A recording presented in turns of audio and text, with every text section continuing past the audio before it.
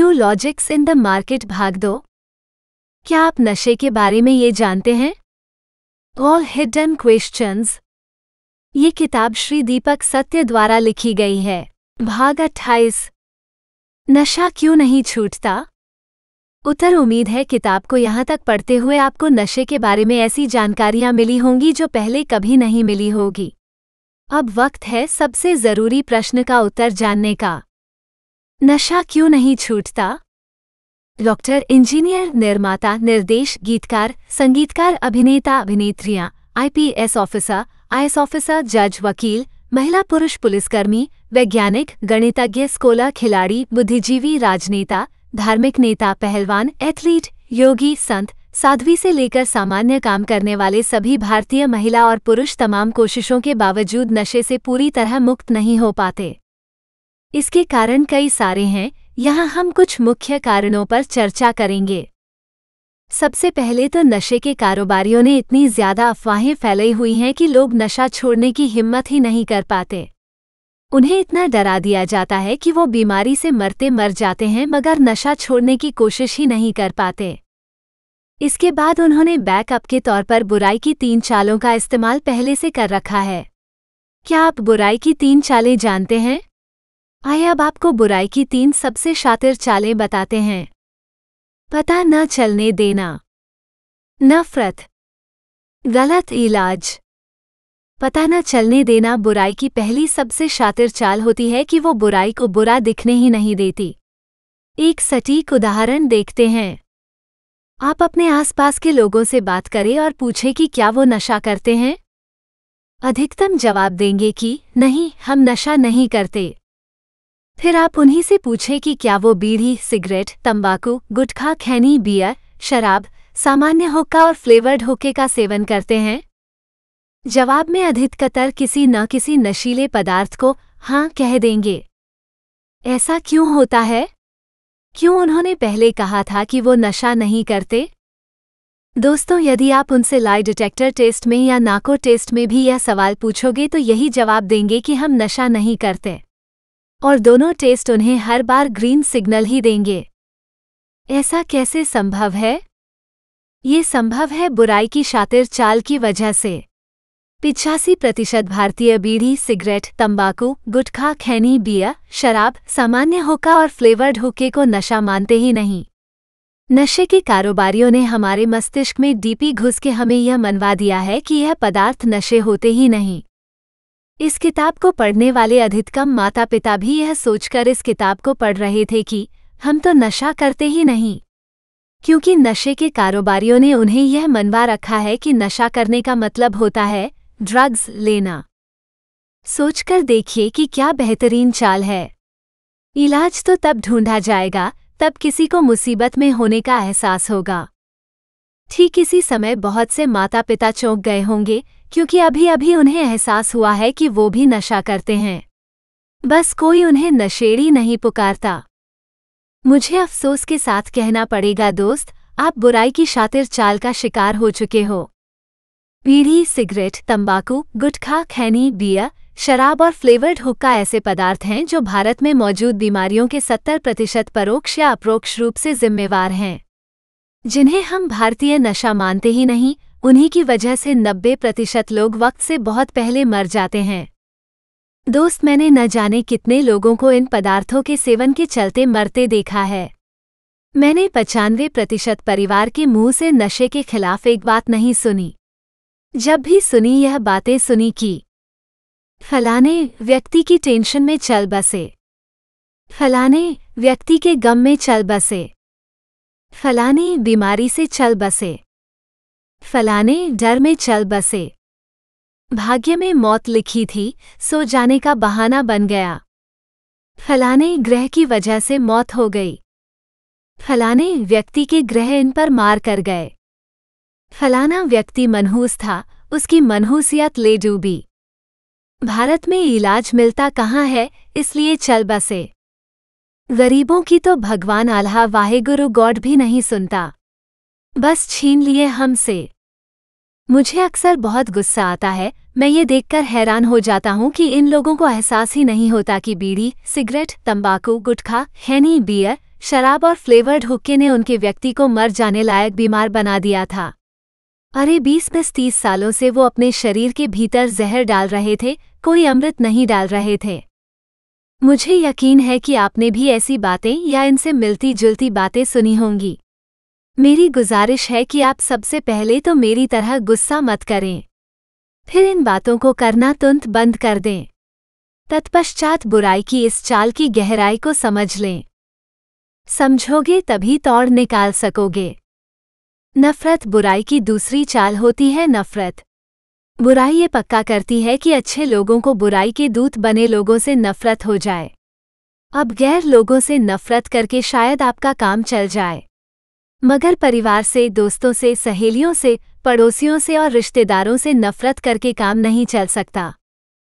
चलना चाहिए भी नहीं, क्योंकि इनके बिना हमारी जिंदगी विदेश में बैठे भारतीयों की तरह हो जाएगी। वो चाहे विदेश में कितनी तरक्की कर लें, मगर अपनों के साथ उस तरक्की की खुशी नहीं बांट सकते। वो चाहे विदेश में कितने भी बीमार हो जाए, कोई उनके साथ दिन रात बैठकर खुद मरीज नहीं बनने वाला। मगर फिर भी हम भारतीय ये दोनों भूल कर देते हैं। विदेश में खुशियां खोजने चले जाते हैं और अपने लोगों से नफरत करने लग जाते हैं। दोस्त, ये कुछ और नहीं, बुराई की दूसरी चाल है। आइए केवल एक परिवार के संदर्भ में इसकी बात करें। इससे होता यह है कि जो बच्चे और बड़े नशे को या किसी अन्य बुराई को गलती से अपना लेते हैं, वो अपने घर समाज में इसके बारे में न तो बता पाते हैं और न ही कष्ट होने पर मदद मांग पाते हैं। उन्हें यकीन होता है घर परिवार वाले उसे गंदा गंदी इंसान समझने लगेंगे, उसकी आज़ादी छीन लेंगे और उस पर हर प्रकार का अत्याचार करेंगे।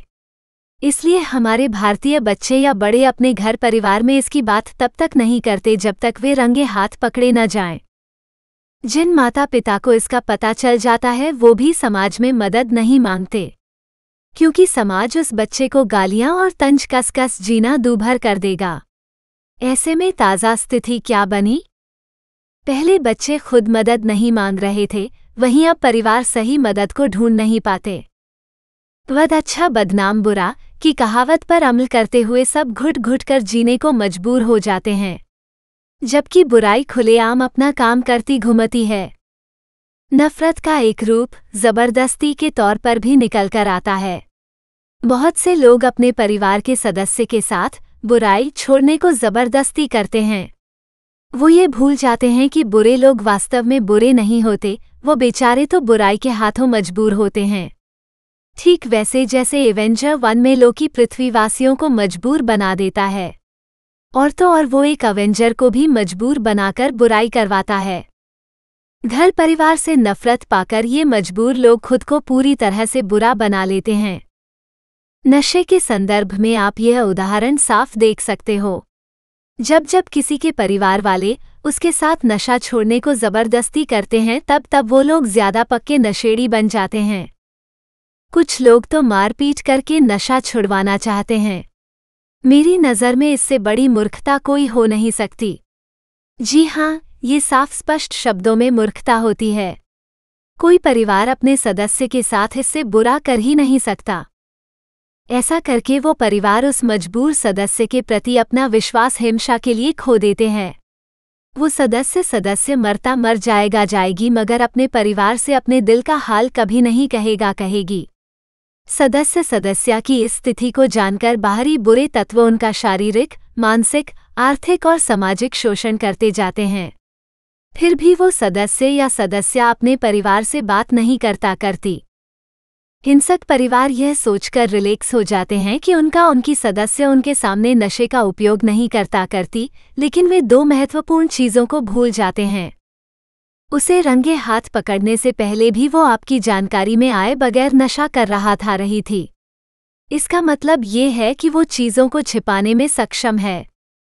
आप 24 घंटे, 7 दिन और 12 के 12 महीने उसके साथ नहीं रह सकते।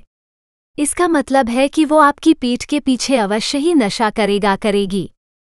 क्या इससे आपका मकसद हल हुआ? क्या आपका मकसद अपने सदस्य को आपके सामने नशा करने से रोकना था? या फिर आपका मकसद था कि आपका प्रियजन हमेशा के लिए नशा छोड़ दे? इसलिए कहा कि मेरी नज़र में मारपीट सबसे बड़ी मूर्खता है। आपसे हाथ जोड़कर विनती है कि नशा करने वाले किसी व्यक्ति से नफरत न करें, न ही जबरदस्ती करें और न ही मारपीट करें। ये तथ्य अच्छे से समझ लें और याद रखें कि वो जानबूझकर ऐसा नहीं कर रहे। वो बेचारे तो मजबूर हैं। उनकी मजबूरी को समझें और बुराई शातिर चालों को भी समझें। समझोगे तभी तो सही इलाज ढूंढ पाओगे। गलत इलाज बुराई की तीसरी शातिर चाल है, गलत इलाज। बुराई सबसे पहले ये पक्का करती है कि मजबूर इंसान कभी इलाज की सोचे ही न। दूसरा, यदि सोचे तो बुराई उसे सही इलाज तक जाने नहीं देती। क्यों? व्यक्ति या तो जिंदगी भर गलत इलाज लेते जाते हैं या फिर थोड़ी देर गलत इलाज लेकर फिर जीवन में कभी भी इलाज नहीं ढूंढते। आप सोचकर बताएं, इसमें लाभ किसका है, इंसान का या बुराई का? है ना बुराई की शातिर चाल। इसे कहते हैं चित भी मेरी और पथ भी मेरी। यहाँ मेरी से आशय बुराई है, दीपक नहीं। इसी तरह नशे के कारोबारी नशा करने वालों को यह एहसास नहीं होने देते कि वो नशे के हाथों मजबूर बन चुके हैं। यदि कोई उन्हें एहसास करवा दे तो वो डरे हुए लोग यह मानते ही नहीं। यदि कुछ लोग मान जाते हैं तब उन्हें भारत में नशे के बारे में सही जानकारी मिलती ही नहीं। यदि कोई बिना जानकारी प्राप्त किए नशे का इलाज ढूंढने निकल जाए तो भारत में सही इलाज मिलता ही नहीं। जहां सही इलाज मिलता है वो जगहें न के बराबर हैं। इलाज के नाम पर भारत में दवाइयाँ और नशा मुक्ति केंद्र ही मिलते हैं। अधिकतर दवाइयों के परिणाम ठीक नहीं निकलते। अधिकतर नशा मुक्ति केंद्र घटिया होते हैं। दवाइयों और नशा मुक्ति केंद्र की वजह से नशा तो नहीं छूटता, उल्टा 4 बातें पक्की हो जाती हैं। पहली ये कि व्यक्ति जीवन में वापस कभी इलाज नहीं ढूंढेगी। दूसरी ये कि व्यक्ति पहले से ज्यादा नशे करने लग जाएगा। तीसरी ये कि व्यक्ति अपने एक्सपीरियंस को बताकर अनजाने में अन्यों को इतना डराएगी कि वो लोग भी कभी इलाज नहीं ढूंढेंगे। चौथी ये कि नशे के कारोबारी इनके एक्सपीरियंसेस को लोगों को डराने में इस्तेमाल करते हैं। परिणामस्वरूप भारतीय मरते मर जाते हैं मगर नशा नहीं छोड़ पाते। शायद आपके साथ भी कभी ऐसा हुआ हो। लिहाजा अब आप इलाज की इच्छा होते हुए भी इलाज ढूंढने न निकले। ऐसे में सिर्फ ये सोच लें कि इसमें फायदा किसका है, आपका या बुराई के दूत बने मुनाफाखोर लोगों का। ये पूरी तरह संभव है कि आपको ये बात समझ आ जाए और आप इलाज ढूंढने निकल जाओ। इलाज फिर न मिले और आपके पैसे वक्त का खासा नुकसान हो जाए तो इससे क्या नया हो जाएगा? क्या फिलहाल आप अपना पैसा, वक्त और शरीर खराब नहीं कर रहे हैं? कर रहे हैं न?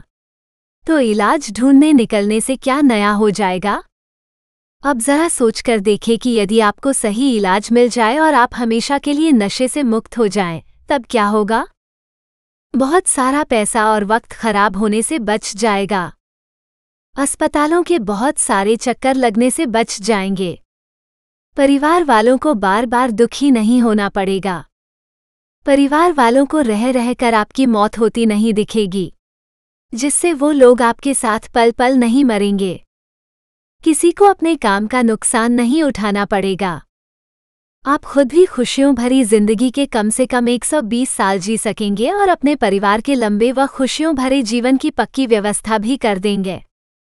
लिहाजा नशे से मुक्ति के बार बार प्रयास करने तो बनते हैं। जिस दिन आपके प्रयास सफल हो गए उस दिन से जीवन में मोजा ही मोजा। दोस्त, मेरा काम सिर्फ आईना साफ करना है, जो मैंने कर दिया। फैसला लेना है आपको, क्योंकि मुश्किलों से मिला मानव शरीर है आपका। एक बार फिर समझते चलें। भारत में नशे के कारोबारियों ने बुराई की तीनों चालों का भरपूर लाभ उठाया है, जिसके चलते पहले तो कोई यह समझता ही नहीं कि वो नशा कर रही है। दूसरा, यदि समझ आ जाए तो उसे यह मनवाया जाता है कि नशा करना सही भी है और ज़रूरी भी है। तीसरा, यदि कोई किसी वजह से इन अफवाहों से निकलकर नशा छोड़ने का मन बना ले तो घर वाले उसके साथ बुरा बर्ताव करते हैं। चौथा, यदि कोई परिवार समझदारी दिखाते हुए नशे का सही इलाज ढूंढने निकलता है तो हमारे भारत में उसके पास केवल 2 ही विकल्प मौजूद होते हैं: नशा मुक्ति केंद्र दवाइयाँ। ये दोनों तरीके नशा छुड़ाने में नाकाफी हैं। उल्टा इन्हें इस्तेमाल करने वाले इतने डर जाते हैं कि वो खुद इनका दुष्प्रचार इतनी शिद्दत से करते हैं कि जिन अन्यों का छोड़ने का मन बन रहा होता है वो भी ये इरादा छोड़ देते हैं। जैसे ही किसी क्षेत्र के बुराई के दूत बने मुनाफाखोर लोगों को इसकी भनक पड़ती है कि उनके किसी ग्राहक ने नशा छोड़ने की नाकाम कोशिश की थी, वैसे ही वो उस एक का उदाहरण लेकर बाकियों को इतनी बुरी तरह डरा देते हैं कि नशा करने वाले बेमौत मरना मंजूर कर लेते हैं मगर छोड़ने के प्रयास करने की हिम्मत नहीं जुटा पाते। परिणामस्वरूप भारतीयों का नशा नहीं छूट पाता। मैं फिर से याद दिला दूं कि मैं यहाँ नशे से संपूर्ण मुक्ति की बात कर रहा हूँ। व्यक्ति जीवन में फिर कभी नशा न करे, न कम करे न ज्यादा करे, ताउम्र किसी प्रकार का कोई नशा न करे।